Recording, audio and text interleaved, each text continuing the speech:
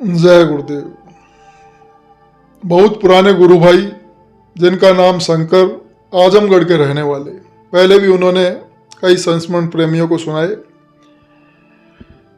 तो उन्होंने अपने जीवन का एक संस्मरण सुनाया कि एक बार परम पूज्य स्वामी जी महाराज जब मथुरा आश्रम में थे तो सेठ कन्हैया लाल मदनानी जी के कहने पर परम पूज्य स्वामी जी महाराज मुझे आजमगढ़ भेज दिए कि मैं कुछ दिन वहाँ घर रहूं।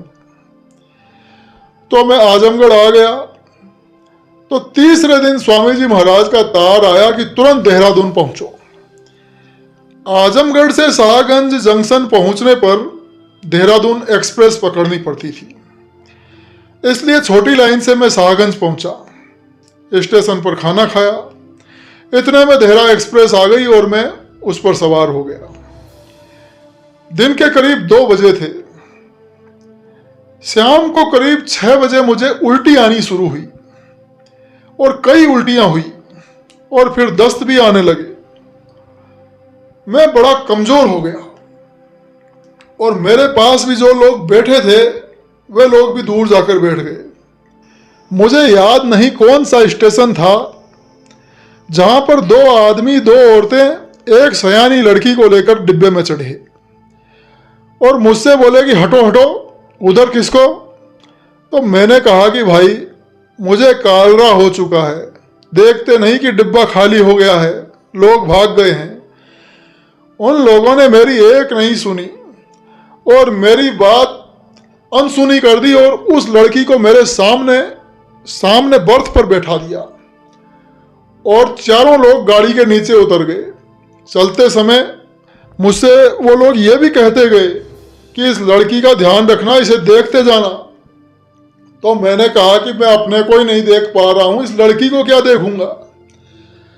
गाड़ी चलने के बाद वो लड़की मेरे पास आकर बैठ गई। उस लड़की ने मेरे सिर पर हाथ रखा और कहा कि आपको तो बहुत तेज बुखार है। मैंने कहा कि मुझे छुआछूत का रोग है, आप मुझे मत छुइए, देखिए सब लोग यहां से चले गए हैं डर के मारे छोड़कर। यह सुनकर वो लड़की कुछ नहीं बोली। उसने अपनी डोलची से मग निकाला और पानी लाकर मेरा मुंह धोया, मुंह में पानी डालकर कुल्ला कराया और उसने तौलिए से मेरा मुंह पोंछा। फिर डोलची से आंवले का तेल निकाला और मेरे सिर में और हाथ पैरों में मालिश की। आगे किसी स्टेशन पर गाड़ी रुकी तो उसने मुझे चाय पिलाई। तो चाय पीते ही मुझे उल्टी हो गई तो उसने कुल्ला कराया और फिर नमकीन का पैकेट निकालकर मुझे नमकीन खिलाई और फिर पानी पिलाया। अगले स्टेशन पर उसने मुझे फिर चाय पिलाई और खुद भी पी और मुझे भी पिलाई। वो चाय फिर मुझे पच गई और उल्टी और टट्टी बंद हो गई। फिर उस लड़की ने मेरे पूरे शरीर की मालिश की। सुबह जब स्टेशन पर वही चारों लोग, 2 आदमी और 2 औरतें डिब्बे में चढ़े, उस लड़की को लेने के लिए वो लोग वहां पहुंच गए। तो उन्होंने पूछा कि तुमने कुछ कहा तो नहीं? तो मैंने कहा कि नहीं, मैंने कुछ नहीं कहा। तो जिस समय वो लड़की जाने लगी तो वो जोरों से रोने लगी। उसको रोता देख के मुझे भी रुलाई आ गई। रेलवे स्टेशन देहरादून पर जब गाड़ी खड़ी हुई तो करीब दिन का 2 बजा था। तो मैंने मालूम किया कि बस स्टेशन कहाँ है। कमजोरी बहुत थी, खड़ा भी नहीं हुआ जा रहा था। तो रिक्शा करके मैं गया। बस पर सवार होकर मैंने ड्राइवर से कहा कि राजपुर रोड पर संत कृपाल सिंह जी महाराज का आश्रम है, वहीं पर मुझे जाना है और हम बिल्कुल नए हैं। तो ड्राइवर बोला कि आराम से बैठो, हम वहीं पे आपको उतार देंगे। करीब 4 बजे फिर हम संत जी के आश्रम पर पहुंच गए। तो जब मैं आश्रम की तरफ बढ़ा तो लॉन में कदम रखा तो देखा कि सामने परम पूज्य स्वामी जी महाराज बैठे हैं।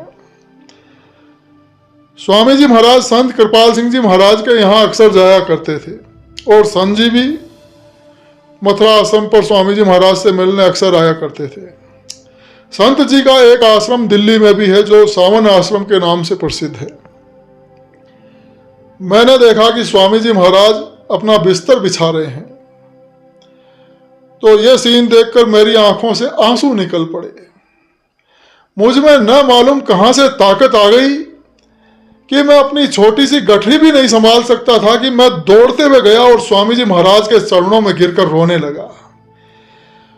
तो स्वामी जी महाराज थोड़ा सा घूमे और घूमकर मुझे देखे और बोले, तुम आ गए बच्चू, मैं कब से तुम्हारा इंतजार कर रहा था। यह कहकर स्वामी जी महाराज मुझे उठाकर अपने पेट से सटा लिए, तो मैं और जोर जोर से रोने लगा।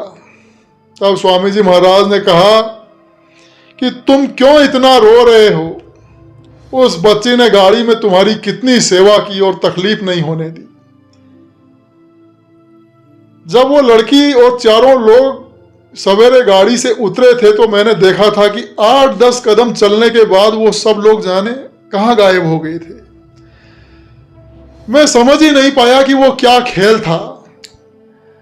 वो सारा खेल स्वामी जी महाराज का था।